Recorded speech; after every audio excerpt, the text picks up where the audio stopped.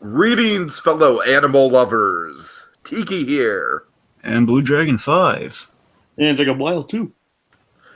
And welcome to another bloodstained edition of Tiki's Universe! Yeah, that's right, folks. It's the show where we compile and talk about a variety, an umbrella, if you will, of different animated programming currently on the air. Jacob, you and I, we really need to get cracking on the last few episodes of Michael Murphy's Law, but we do that. Covered Star vs. Force of Evil, Steven Universe, of course, DuckTales coming up soon, woohoo indeed. But this time we're talking about Samurai Jack, and my God, folks, I'm just going to make a bold statement right off the bat, gentlemen. I'm going to make a bold statement. Out of every episode we've covered on Tiki's Universe, at least in 2017, this might be my favorite.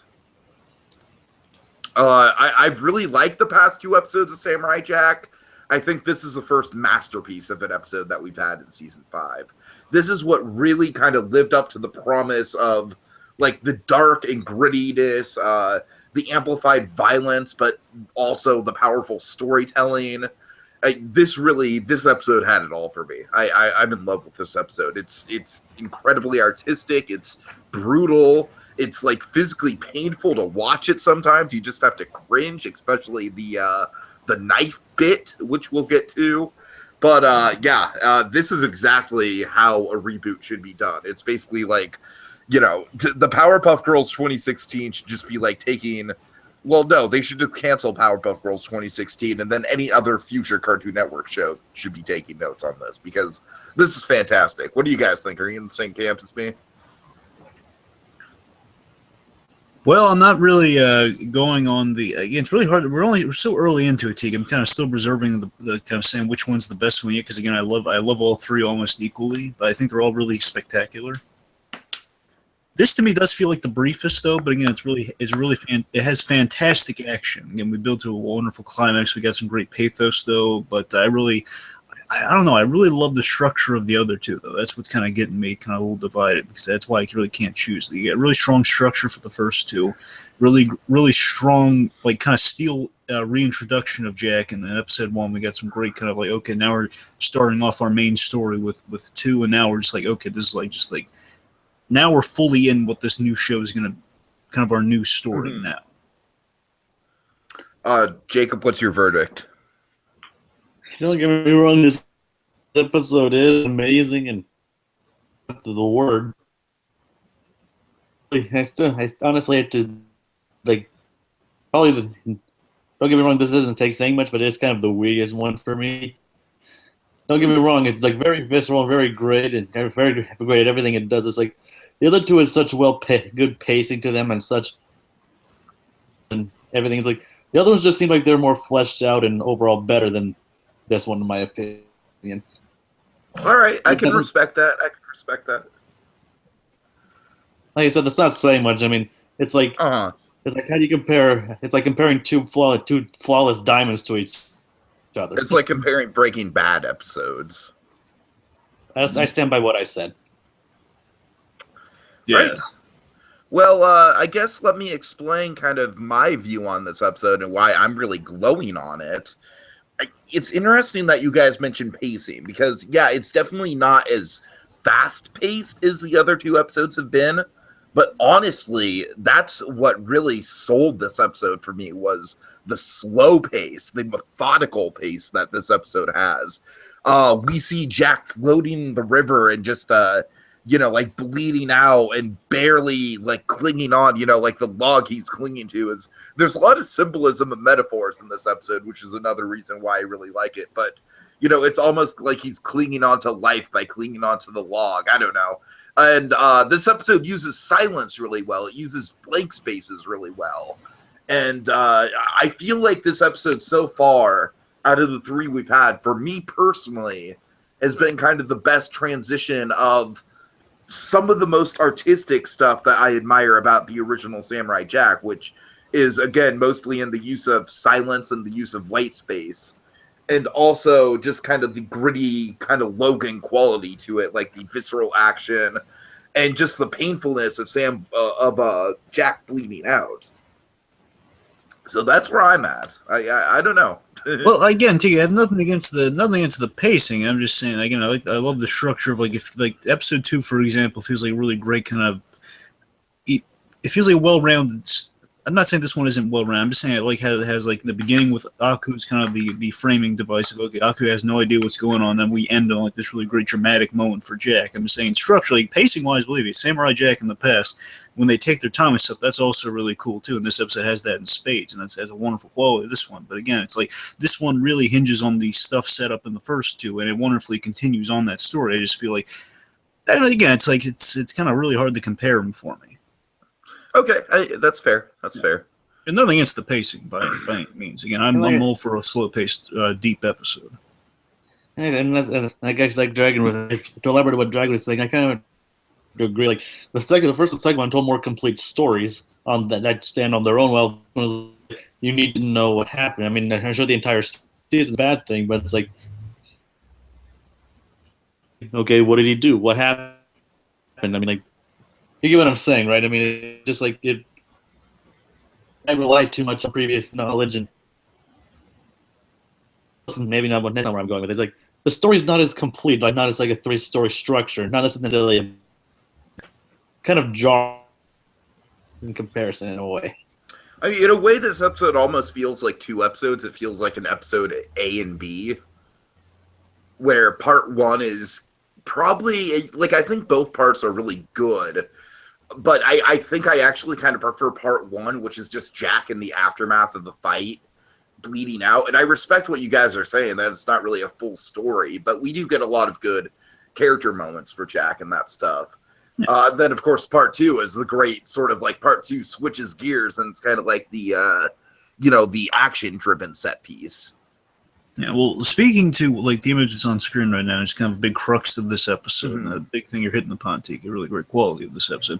We have the gritty reality of Jack's recovery from episode 2. Jack, and I love this in the opening scenes when he's floating down the river, because one right off the bat, it's such an eerie image of the blood kind of surrounding Jack as he's traveling downstream. And of course, this is for a plot reason, that this is what the daughters of Aku are going to be tracking, kind of this blood trail that will be kind of washing up on things as Jack kind of crosses them. But I love, too, the symbolic nature of it, that Jack quite literally has blood on his hands from killing one of the daughters of Aku, and this is expressed visually and realistically as he floats down the river.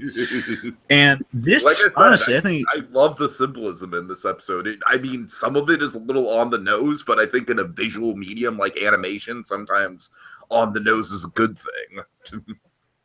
Yeah, I mean, Jack is at his most hurt and vulnerable, at least that I've seen him. Because think of it, not just in terms of he's been stabbed and he's been scratched to pieces and he's got into a fight and everything. Not just that, but he's vulnerable in the sense of we noticed at the end they pulled off this kind of awesome escape with the tuning sword, and he loses it when he falls into the water, understandably. So he's without sword or any of his future tech. So he doesn't have his sword. He doesn't have any of the future technology, which includes the tuning sword. All he has, and I love this, is the representation of the old world of what he is with the wolf. The wolf essentially is kind of a representation of kind of what Jack is. And also, I heard this somewhere. I'm not sure how true this is, but I think in the Samurai Jack, basically, it's the wolf. This wolf in particular is one of the only non-futuristic animals. So it's kind of very representative of where Jack's coming from, not only in look, but also just in terms of just kind of, it's not all kind of spliced and futurized somehow.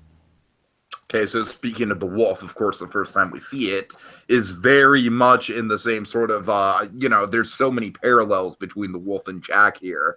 Of course, we assumed the wolf was dead last episode. Thankfully, it was not. Right. Of course, the most obvious parallel being they're both battle scarred. They're both beaten, bruised, and covered in silhouetted blood. Yeah. So let's speak to this. One of the most intense moments of the whole episode, at least I think the moment they got everyone. Say something here. Yeah. It is very stylistically reminiscent of Sin City here. Yeah, I can see that. Yeah. Yes. Black and white splashes of red is the color. Yeah. And I mean the comic book. Yeah, true. It's Yeah. also in the pulling it from the comic with the single, like sometimes Goldie's hair was gold, and it's like single colors within thing. Red being a prominent one because red, passion, blood, death, Of course, all. yellow. Yes. That yellow bastard. Yep. So let's see.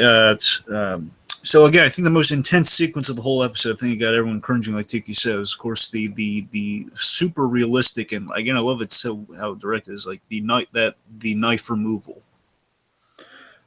Yeah, yeah. Can we just say how creepy that looks right there? Yes, it is really creepy. Now let me harken on this moment for again. There's such a chilling visual of the red and black Jack because one, it's symbolically more in line with Aku, until he bonds with the wolf, which kind of returns him to his former self as the episode goes on. Because right here, like the two of them see each other, all kind of black when coated in red. I'm not saying that's purely Aku's colors. I'm just saying again, it's like samurai, formerly being kind of the white garbed samurai, now is just complete black and blood cover. It's just again more in line with darkness and evil, and again blood on his hands. And as the wolf kind of heals him and represents him slowly getting back to who he was again, he's more cleaned up and he's more more healed. So I like that's kind of the wolf ushered in that former self. Yeah, definitely. Mm-hmm. I'm sorry, just to go back to the knife, you're absolutely right. It's just the matter of factness of it. It doesn't last more than like maybe 10 seconds at the most, but it's most intense 10 seconds ever. Exactly. It's the sound design. Yeah, the sound and Phil Lamar's performance too. I mean, that's a hard thing in animation because constantly in animation people do like kind of these ADR sessions where they have to add like the oofs, ugs, and everything. And in this case, you have to act so much this really sell like, oh god, he's like taking this knife out of them too. And I love like the different shades. It's so icky. It's so the different shades of blood as it's coming out, and it's like again, I love the detail of all the sweat coming down Jack's face, and then it just passes out from all the paint after he removes the thing. So I love that detail as well. That's very realistic. Because initially, I thought he's lost it when he was in the river because he was kind of obscured. But then, like the reveal, like, oh god, that's no wonder he's in such I can't forget what happens in between that scene, the cave scene and this scene. The return of Jack's inner psyche. Yes. Let's get to that. And again, we're doing it differently each time. And what's so eerie about this one? Again, this is what I'm saying. I like to call this Joker Jack. Joker. I'm really the only one who sees a resemblance to the Joker. He's like always smiling and he wants to see the world burn and whatnot. I saw something a little bit more like he's evil and exaggerated like Aku. Yet again, it's Jack becoming more like Aku. Definitely Aku. Yeah, for sure. But I'm just saying stylistically, it's a little Joker-esque as well. I don't know. Maybe I'm reaching with that. I think I am, obviously. But anyways. But this was a brilliant move of the episode. Again, we do I love how we keep evolving this, and most likely going to be doing different versions of this as it goes on. That's an assumption. I don't know for certain, but I'm saying the first time we saw it was very much a realistic version of Jack's id, as Jacob puts it. Jack's maybe id, like Jack's as we go on, it'll get more and more like Aku. That would be interesting. Again, it's, depending like how desperate and like how much trauma Jack goes through psychologically. We'll see. Maybe that's going to exaggerate more and more. Because right now, what I love about the id in this episode is that the first one was like processing of Jack kind of contemplating life and that his own life, that he should end it all. Here, he's processing others' lives. Yes, he's processing taking his first human life, which is a big deal for Jack. And sure. The creepiness of the line. Sure, we've had mountains of robot corpses. Which I love that because it's basically like, yeah, we know that's how we got away with the violence in the early days, but this version of Samurai Jack's kicking it up a notch. Oh yeah. And what's really cool about this is he's processing very realistically he will have to kill others. It's basically what the id is putting forward to Jack is a really smart, interesting question of, as much as we love Jack, as much as again from the past, it's always been pretty clear cut of, okay, Jack's our good guy, and even better, he's a samurai wielding a sword. He can cut through whatever he likes because it's all robots. Right. No iffy moral ground there. It's all the kids will go home happy with smiles on their faces. But in this, the very, very straightforward question that his is putting forward to him is basically he has a choice to make, die or move forward from this. So again, the id's not exactly just casting doom and everything on him. He's raising the question, well, if you're going to be haunted by this, you're going to die. They're going to find you and they're going to kill you if you're going to hesitate in killing them. And again, the other option would be to move forward, kill them, and accept that. And I love that right off the bat. He's not just making a decision there, but as he flashes back to his father in really impactful moments, the whole how the flashback things tie into this. Basically, they usher him into making that choice. Mm-hmm. And his psyche really seems to want Jack to die, because the first one he's like, "Don't you want to end it?" And then this one was like, and then this one was like, "If you want, unless that's what you want." Which is something we very much talked about in episode 2. This whole idea of like maybe Jack just, go ahead, Jacob. I'm sorry. It's like his psyche wants him to die. Yeah, I mean, Jake does want to die. It's been so long. It's 50 years of failure. I'm not getting any closer. He wants to end it. Yeah. But Jack himself is like he's powering over his own inner psyche and his own inner demons to overcome the thoughts of suicide. Yeah. And now this was an element that I've mentioned in the other 2 episodes, that usually we start the episodes off with like an element that is very reminiscent of how the first 4 seasons of Samurai Jack were. We kind of have an opening sequence very representative of kind of the basics for Jack. We have an Aku scene, and in the first one, we have Jack kind of pulling a chain. He goes into a small town, he helps out, and he moves on. So here, like the old show, Tiki, I'm not sure how familiar you are with this element, but we would have flashbacks to young Jack and his parents. Not always just his parents, so usually a flashback involving young Jack, and of course there are very famous episodes. Like, Jake, what's the episode about Jack's father? Which one? The one about Jack's father, the origin of Aku. Birth of Evil. There we go. Birth of Evil. Jack's father's always had an importance in the flashbacks as well, because again, it's where the origin of the sword is. His father had that, so on and so forth. One is, like the old show, we're seeing a flashback to Jack's past, and we're learning the lesson from it. But the fun twist is that now with kind of the 14/MA ratings. I think technically it's an MA rating, but I think sometimes it's credited as a 14 rating. I'm not sure. It's we get more brutality with it, more realistic brutality to accentuate the lesson that Jack's learning. And I absolutely love how Jack mirrors his father's Bushido warning, basically the Bushido Samurai Code, which is basically the Cliff Notes version of it. It's like, be honorable, help out other people, just basically make sure you do everything honorable. Yes. Basically give your opponents fair warning, but don't seek out a fight, only fight in self-defense, that sort of stuff. Just make sure you say, hey, look, guys, you can go home now. The honorable way to go. Mm-hmm. Which is what his father does here. One of my favorite moments of the episode is later on when he basically offers this choice to the daughters of Aku, showing that he's honoring his father by honoring the Bushido Code. And like I said, this is definitely a strength of the episode for me. I mean, you guys don't have to agree with me that it's the best episode of the season. I mean, fair is fair, but I love all these visual cues and callbacks, and for me, it's just all very well put together. It's just like I said, the symbolism of it all, and I also like how the crazy Jack is in a way he's almost kind of like the trickster character more so than pure evil at this point, because he really is in kind of like a scary and nefarious kind of way, nudging Jack along to the point where where he gets to the mindset he needs to be at by the end of the episode. Yeah. And by the way, in that flashback, I think the line that's really great that the advice that his father has, again, the show, this episode is predominantly without dialogue, except really for what Jack's father says. What you do, basically, I forget the first part of it. It goes to the actions that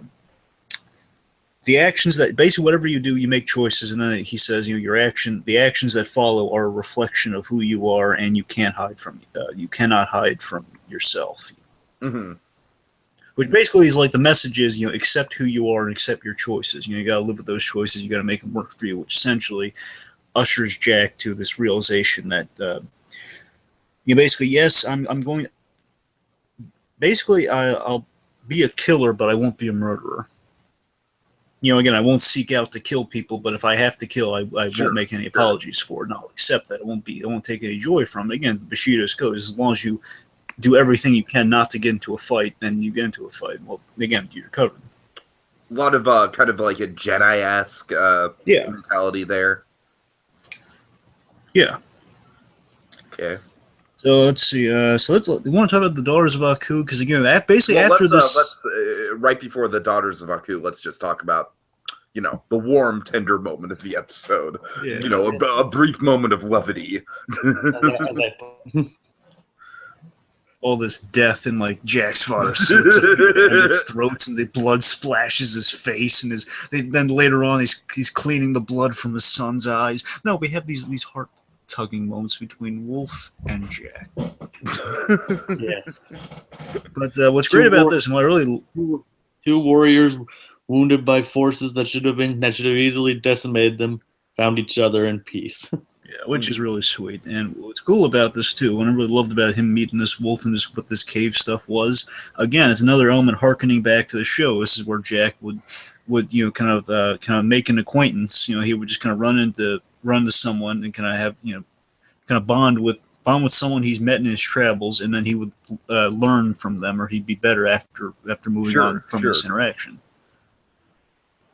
I'm just saying, again, the wolf nurtured his wounds and kind of has reminded him of who he is. So it's kind of, it made him better for having, kind of bonding with, you basically always bonding with a stranger. It's kind of the recurring thing of Jack, which leads to his victory at the end of the day, which without meeting this wolf, other than dying, he wouldn't have gone through his arc to kill the Daughters of Aku. Uh-huh. Yeah, very good stuff. At least the majority of them. Okay, let me close these tabs here, and then we can get to the daughters. I'm sorry, Jacob. Do you have anything else to add about the wolf? No, I was just gonna say I like the whole scene of them crying together, and even them sharing the meal and burping together. Yeah. Which is, I feel like that was a perfect bit of like levity and comedy in the episode. It doesn't really feel out of place. It's like, all right, you get one. You know what I mean? It's like, okay, I can accept that. I just wanted to point that out. I just thought that was pretty funny. Yeah. Okay, so let's get to as much levity as we can. Yeah. And the daughters, of course, are like the opposite of levity, so. Well, it's gonna. Okay. You only get one. Right. So, Daughters of Aku, they love. I love how we're tracking them meeting up with Jack after we've kind of set the breadcrumb trail with Jack kind of washing ashore and just kind of. By the way, remember the hallucinogenic frog bit where he hallucinates the frog with his own voice, just talking, "You have to move. They're coming." Yeah, so again, I love the Daughters of Aku. They're tracking him. We're meeting up, because the idea is they were buried in all that rubble. So it probably took him as long as Jack kind of went downriver to get out. So it probably took him at least a day to get out of there. Yeah, that's another strong point of the episode. It has a very realistic sense of timing to it. Yeah. Yeah, I have to agree. And the first thing you see from them is them dragging out their fallen comrade. All they say is, "Death is failure." It's like they only dragged her out to insult her. That's right, twisted. right. It's like, hey, she represents what failure is. Let's not do what she did. They could have just easily left her inside there. Why'd they feel the need to drag her out? Exactly. It's just to prove a point. It's like, it's kind of their twisted version of a Bushido code. This is like the code of warnings. The code of Aku. Don't be a screw up. Don't die. Yeah. Oh, God, dying equals not good. You at least refrain from dying until you kill the samurai. Yes. Yeah. If you could hold just all not deaths die for until me, the end. If you could just not die for me, that'd be great. Yeah. All right. But speaking to this, so we actually get to hear the Daughters of Aku speak a lot more than they have in the other two episodes. So here's something interesting about the voice acting. Initially, I thought it was all one voice actress, but it's actually kind of a mixture of two, but they're all doing the same sort of voice. Basically, Tara Strong is the majority of the Daughters of Aku. And Kari Walgreen also does two of them here and there, and they're all just going for like kind of this creepy kind of. Basically, it's like imagine the same voice, but it's like this. It's like this. It feels like this. They're going for like one singular voice because again, they are representative of one with the mask. They're all supposed to be kind of the same, serving the same purpose to kill the samurai. Kind of sounds like a cult thing. I mean, it is, absolutely is. Yeah.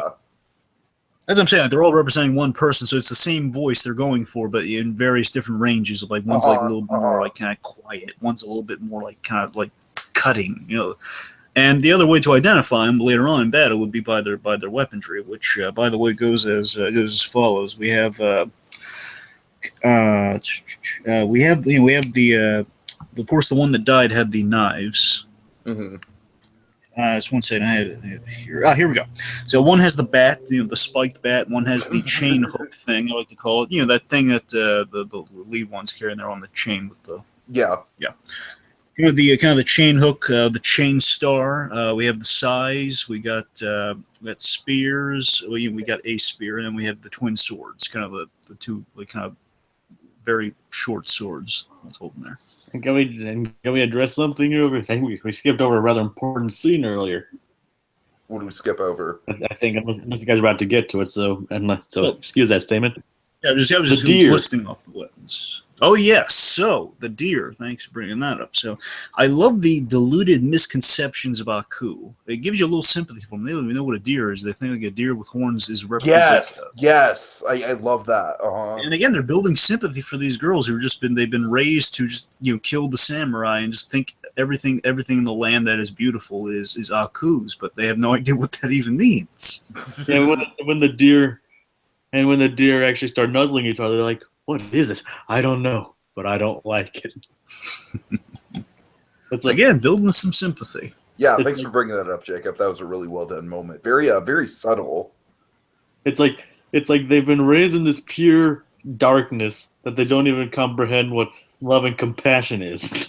Again, I think the cosmic gag of it all is that the daughters of Aku are far more evil than the actual Aku, and Aku doesn't even know who they are. I think that is the gag, yeah.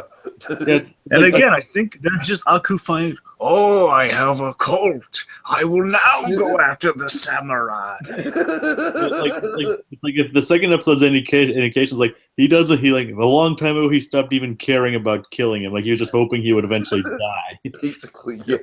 Like Aku was thinking about, I was gonna have like a life of golfing, but I can't do that now. I was going to golf with Howard Hamlin, but now I must you read my mind there, Dragon. You read my mind. Now I must reschedule my plans because of the samurai. Gladys, reschedule my appointment. Anyway, sorry. If that's any indication, like he doesn't even care anymore. Like he's just as affably evil as he ever was. I mean, sure, he can still be threatening, and he probably did do his fair share, but he never actively hunted anybody like this before. Mm-hmm. Nope. And that's not how we've seen. So, but with this new series, who knows? But that kind of reminds me of something else. We actually got to see more of that glowing green figure on the horse. Yes. And again, I think that's going to be our big boss of the season. It's going to be Jackson going to have to fight that thing to get home. You don't think it might be in his mind? Because that's kind of what I'm picking up on. Yeah, because if it's directly after him, it could have probably easily gone. Yeah, that's what I was kind of. Well, no, I mean in the scene, it's in his mind. I'm just saying he's going to meet the actual. Oh, okay, I see what you're saying. Yeah. Yeah, I don't mean it's actually there. I'm just saying. Right. I mean, you're right. It is in his mind. I'm sorry. Yeah. Yeah. But yeah, it's still haunting him. So again, I think the fight with that guy had to be the reason he lost the sword. I'm convinced. Oh, I like that. I'm still convinced because the lighting was green in that scene where he lost the sword. I'm gonna be surprised if it's not. But again, I've been wrong on a few things. So it's always speculative. We were speculating that Aku was dead. So yeah, we can. Well, we can be if not dead, then it could be like a spirit of the sword haunting him or something. Who knows? Right. I'm just going to throw out any random theories here. So let's see. You guys want to go to the big climax? It's kind of like the last big thing to talk about. Sure. This is my favorite shot in the episode. I love the use of the white space. My favorite shot is actually the one that follows it. The one where it's spinning around and where they just each come out and the snow hits their bodies and that's all you see is. Mm-hmm. I mean, that shot very much encompasses. I feel like that shot and this shot are very similar. Like just the use of white space in general through this fight is really impressive. Yeah. So I mean, as much as I love the whole Scaramouche fight. This one, I think this one does take the cake though for like most impressive kind of action sequence. 'Cause I mean, the Scaramouche one was definitely the most fun, but yeah, it's definitely the most fun. This is like the most visually impressive because I love how Jack again is. I love how it builds to kind of this thing where again Jack gives him the fair warning, gives him the honorable warning, gives him it echoes exactly what his father said in that flashback, which dazzles me. And in a way, he's kind of trying to impart wisdom on them. In a way, it's like imparting wisdom on his opponent at the same time. It's because he says, your destiny is then. And of course, they just they spurn that. And then because Jack, again, Representative Jack kind of easing back into being in the white robes, he's surrounded in white in this scene. He has the element of surprise. And they're sticking out like sore thumbs, and he just appears and he just takes one out instantly, and it's like, he's just killing him off because again, he's made peace with. He'll be a killer, just not a murderer. Mm-hmm. And it's like there's so many great action bits to go over. Let's just go over one of the visuals we do have with us here. Yeah. This is really cool, and they'll just kind of like either the remaining three or remaining number of them just kind of form this kind of like multi-weaponed, unstoppable force thing. I'm pretty sure it's the remaining three. I mean, yeah, I forget if like there were a few on the side, but I think you're right. The remaining three, and they chased them to the giant wood thing at the giant tree branch. Mm-hmm. Yeah, it's kind of cool. It's kind of the classic. Everyone just kind of combines into a kind of thing with multiple weapons, like not exactly like a Voltron thing, but more of like kind of a just like they're all. It's kind of like imagine the most dangerous game of chicken ever. Mm-hmm. Let's see. So the whiteout snowstorm setting is just it's perfect. We have some Jack doing some really great lethal moves too, like just the neck snapping punch. This first one he just throws, which it does kind of bug me when he uses that. It does kind of bug me that he just when he kicks the first one before he throws her off. You see some blood coming out of the mask. I think because at first I thought, oh my god, he snapped her neck with one kick, but he does that for the next. So that's like the only minuscule gripe I have with the episode. I wish they could have saved that for the second one. That's the only thing, because it makes me think instant death, but no, he just threw her off. It's hilarious. I just kind of threw her off, and that one might be alive, folks. Or just survive to make a point next episode. I cast thee out.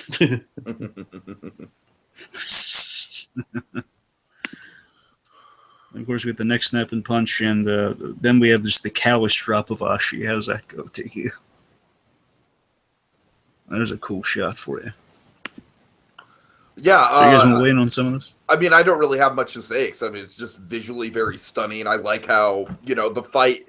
I think one of the things I really like about the action in this season is it very much takes on the same philosophy that Logan took on, in that it's brutal. And we as fans, it's kind of like exactly what we wanted from a more grown-up version of Samurai Jack. However, it's so brutal that at certain points, it's almost kind of like tough to watch. It's like visceral, you know what I mean? It's like you can kind of feel the pain of the blows. Especially Jack. Yeah, it's definitely exemplified with Jack for sure. But even with the with the Daughters of Aku, I mean, you don't necessarily feel the pain as much, but it's still very, at least very visually striking the way that he, the way that he takes down each of them. I think it's very telling how in this moment here where Jack just kind of he holds Ashi's basically the kind of the star chain thing is kind of wrapped around. He kind of caught it midair and is just kind of holding it. And basically, as she's kind of in her last breath saying, I will kill you, will die, samurai, just kind of going on and on about her deluded cult fantasy. It's like he just unwraps that thing without even looking at her or anything. It's like I don't want to hear her talk anymore. Exactly, and I think the old Jack might have tried to kind of set things right, but in this case, there's nothing I can say that's going to change. Changes, so he just kind of so callously just kind of removes the thing and drops her, and then she falls to her quote unquote death. Yes, but I think given the fact that she has a kind of memorable face and a name, I don't think she's quite gone yet. But that's just me. As I pointed out to you guys, I think it kind of relates to that. At the end, Jack does also fall, but like I said, this is the third episode. That means there's 7 more episodes after this. I mean, if Jack survives a fall from that height, then and so then basically it gives us reason to believe that Ashi can too. I'll bet you again when we just to piggyback off of Jacob's throwing out there. I'll bet you we see because two daughters of Aku were alive when they fell. I'm going to bet you one is just Ashi wakes up, sees one dead, and then she's the last one left. Mm-hmm. Okay, so yeah, the episode ends on a great cliffhanger. If we've learned anything, folks, if we can take literal cliffhanger, folks, if we can take one important lesson away from this episode, let's contemplate our bittersweet victories off of the branches overlooking infinite heights. if we can take away one important little PSA, let's after we defeat our foes, and it's a big thing because again, Jack he's living with it as his father put out for him. So it's him imparting the lesson. He's living with the choices he's made. That's good, Jack. That's really good character building. Just take a deep breath. That's really nice. But Jack, you may want to take a few steps off the precipice and onto the solid ground before you do that. Yeah. Just baby steps. He's getting there. He's little. It's been 50 years, folks. He's a little groggy, so he'll be fine. Okay, so I guess that leads us to Spec. And then as I played out, then it cuts to the outro, the usual "gotta get back," which never ceases to be awesome. Never ceases. Doesn't it? Always is awesome, but it just like I said, it's kind of jarring from the rest of the episode. Just suddenly, he's falling. Gotta get back to the past. I want more. I just think it's kind of jarring from the rest of the episode. Right. I can hear that. Yeah. I need to feed my nostalgic gluttony, please. I mean, not that it's not awesome or anything. I'm not denying that. Yeah. But I'm just saying, from the rest of it, just suddenly see that it's like, okay. Yeah. Okay, so let's see. So speculation. So next episode is 90. Stuff to say now. Yay! Well, I was going over the episode numbers, all the Roman numerals and stuff. So it's kind of interesting that we're going to have 100. The last episode will be 101. Dalmatians. I'm sorry. Yeah. That movie's on my mind because I watched it at the museum yesterday. Go ahead.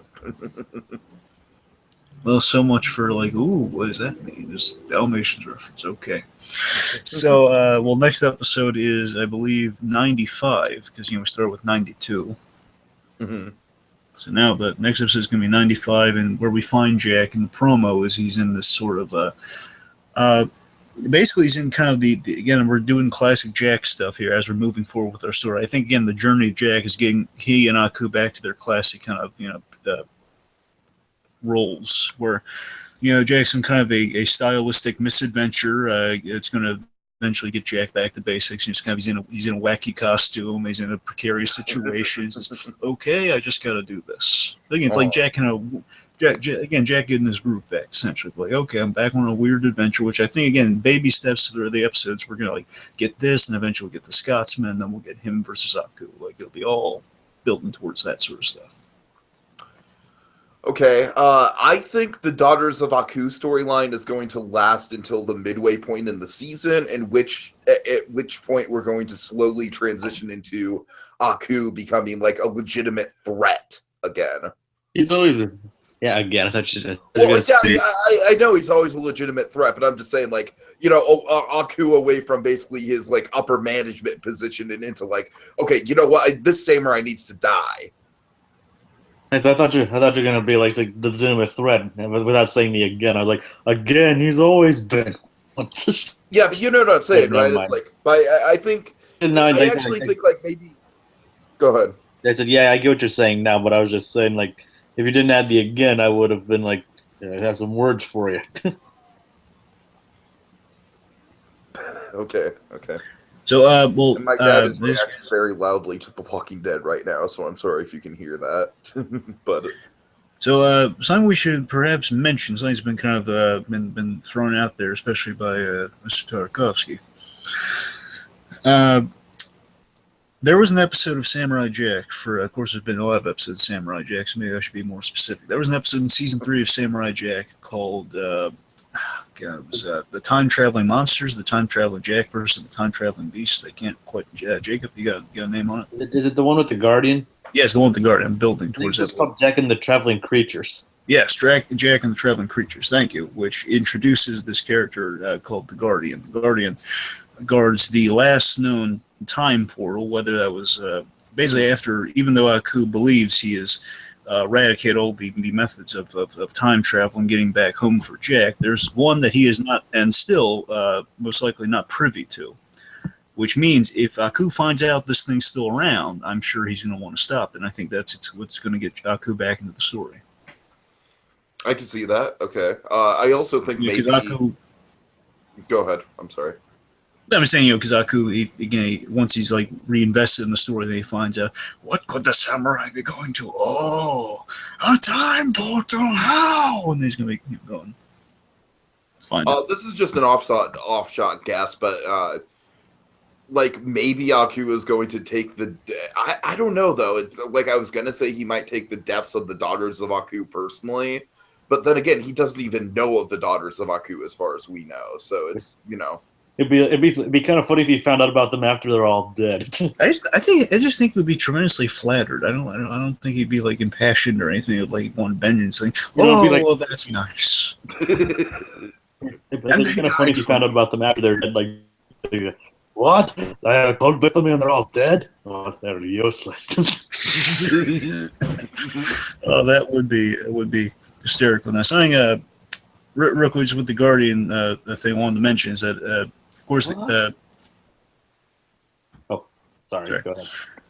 The reason I bring up the Guardian thing, and it's believed recently it's been said that people have been asking back, is the Tiki. I'm not sure if I would recommend you rewatch it at some point, Tiki. But basically, the crux of the Guardian, the reason the Guardian has always been talked about, and the reason that everyone has probably asked Tarkovsky about this, and he confirmed that they would pay it off somehow, is that he hasn't said how, of course, could that be given too much away. Basically, the Guardian story. Basically, there's this really cool. He's inspired by Morpheus from The Matrix, his character, in design. He's like basically a big blue version of Morpheus. Okay. And he's like a huge, formidable opponent. The only guy who's ever really, truly defeated Jack, honestly. And he very honorably asks if he can use the portal. The guy says, no, there's only one person who's been prophesized to use this portal, and it's not you. He gets into a fight with him. And basically, he realizes the portal communicates to him, no, it is him, but he's not ready yet. So Jack was knocked unconscious before he learned this, and basically we saw like a little glimpse of the future, which I assume after the promotional stuff for this season was released of Jack with the beard and everything, they connected the dots to this image that was seen on the portal of Jack with a beard and a crown and a cape. Basically, Jack became a bearded king. And Jack becoming a bearded king, people are connecting that. Maybe we'll see that unfold this season. Right, okay. But then again, I just want to make this clear. I'm coming down on that. So I don't know if we're going to link up with that 100%. I think they could retcon it slightly, basically maybe get rid of the crown, but basically bearded Jack, perhaps. And the horse and the horse and armor was actually kind of similar to the shadowed figure too. That is fair. And again, would be consistent with kind of a kind of regal Jack, kind of a royalty affiliated Jack. Who knows? I mean, you see what I'm saying though? The thing in the mirror in the time portal actually kind of looks like a non-silhouetted version of the thing that's haunting Jack in this season. I'm not entirely. I mean, I know it's a stretch of saying they kind of look visually similar. Like, I get what you're going for, though. I get. I don't agree, but I get you. I mean, I honestly don't think it is. It's just saying they just look kind of similar. Yeah, sure. But again, I think most likely we're going to do with the Guardian thing, because I think the Guardian thing would be too simple a solution of like, okay, everyone, if any of the diehard samurai. Yeah, I was about to say like that sounds too easy, especially for the tone that this new season is going for. So what I think we're going to do, again, I think just the running thing of the season is Jack becoming more and more like his old self, and like what's the ultimate representation of that? It would be, okay, well, we're going to pick up off a storyline that was established in the original run. Nice. And that'll be kind of like yet again, think about this, how awesome this could be. Jack's about to go home yet again, and then maybe Aku finds out about it, it's a whole battle, and perhaps that somehow that path is no longer available. And it's like the Jack contemplating the suicide very seriously again, of like, I was this close, my only way of going home, the only one left. I think that could be Jack's ultimate low, perhaps. And just this is a song again. I don't know if it would co-align with the Guardian payoff. This is the last thing a visual idea I had, and I would love to see it happen. But I don't know how feasible it is. But I would love it because I've always said be great if in the future he kind of didn't have a physical altercation with Aku, but in the past he did. But what if Jack, he's in the white robe and he's gotten the beard trimmed off and he has the hair. Basically, he looks exactly like he did in the past. And what if he just freaked out Aku so much? Like Aku threw everything he could at him, and he just walks looking exactly like he did, 50 years ago. And Aku just kind of basically. What if it was like? What if they do like a mirror image of the very first episode, except Jack wins this time?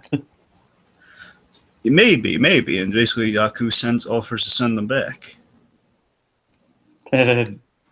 Again, I'm not entirely sure. I'm just saying, like, what if like just Aku was so freaked out by Jack returning, looking like he did. It's like, oh my god, he doesn't age any. He's back to, he's still as strong as he ever was. Basically, Aku kind of defeats himself by returning out of fear or something. Oh, I like that. I like that. I just would love it if they kind of subverted the expectation that in the future That almost kind of reminds me of like a Doctor Strange style ending. As I said, that's kind of something like the old Aku would do. I mean, like in the original series, I'm not sure if they'd pull that off here. I mean, they very well might. Who knows? Yeah, that's fair. I mean, this entire series season so far is about like defying the expectations of what's come to be Samurai Jack. Yeah. Who knows? Yeah, but then again, I think we're all expecting like a big giant confrontation between Aku and Jack. So. And they'd kind of be missing an opportunity if they kind of didn't have one. Yeah, but it'd also be subverting an expectation if they didn't have one. Well, I mean, I'm not denying that. All right. Yeah, I'm just thinking kind of like sort of like the Kubo thing of like, well, let's not just slay the villain, let's just have our guy return, and like basically the villain's like completely defied his expectations of like maybe he learned because we've seeded this. Aku learns that okay, Jack doesn't have his sword, which will promote him, which will basically get Aku thinking he could finally defeat the samurai. And in the end, Jack appears as he always has with the sword, and like Aku is completely boned, and he just says he's defeated. And he accepts this. Okay, any other spec, you guys? No. All right, I'll get right into my final thoughts then. I'll keep it brief because I outlined a lot of my thoughts in the beginning. But yeah, like I said, folks, I mean, I'm not trying to say that Jacob and Dragon are trying to like badmouth the episode by any means. I know you guys totally aren't. I totally know you aren't. But I love this episode, like I said, just because of the artistry of it, the symbolism. Like it might be minimal on plot, but I think the minimalist style in general with the episode really elevates it. Don't get me wrong. Some are just basically entirely minimalist in style. It's just that complete as the other two this season. No, I know, Jacob, and you're welcome to your opinion. I know. It's fine. I'm just saying, for me personally, it really worked. That's all I got to say. Like I said, comparing this episode to the others is like comparing flawless gemstones to each other. It's like hard to find like say one's better than the other. Right. So what are your final thoughts? Well, I mean, like that's pretty much what it is. I mean, like we pretty much covered what we said, what we wanted to say throughout this entire episode. Like, Samurai this season continues to show that it still holds many surprises after this many years, and if this keeps getting more and more surprising as the series ride. Okay. Again, for me, this one is yet another really strong episode. I really, again, I really like how we're just kind of. I kind of love how we're ushering into kind of the getting Jack back to where it was, but at the same time we're not losing any development. But like we're developing him as it's becoming like a full circle story in a way. But Jack's going through like a really gritty experience here. He's going through like great dramatic change, and I think what's so kind of interesting is that these dramatic changes are still kind of centered by the past, quite literally in this case, him thinking back to what is the lessons that his father imparted upon him, which are kind of making him a better person as he's going forward. So again, it's like it's a dark lesson he's learning here that you're going to have to kill people. You're a samurai, basically. You're a Japanese soldier, essentially. Mm-hmm. It's going to happen, and you got to accept that. So it's like a big, heavy lesson that Jack learns this episode. And again, I love that we're still finding great stories to tell with Jack. It's like the one really barb you could have against the series of Samurai Jack is that it's a story without an ending. Well, because now we're ending it. Now we're telling this story that's not just going to be that's kind of the great thing of telling this last season. You're going to have a direct ending, which means now we can really kind of weigh in on the stuff that we've learned, and we kind of play on those expectations, and we can make every minute of this kind of last 10 episode arc count in a way. And I think they're really doing that in spades, and it's very impressive. It still has all the quality of everything that's come before, but it's been plus, not just because it's dark, not just because it's violent, because it's well crafted, because it's entertaining, and because it's very obviously Samurai Jack.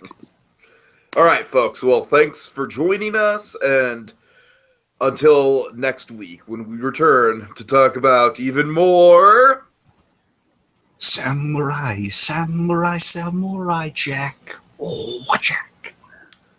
He's got to get back. Back to the past. Samurai Jack. Jack.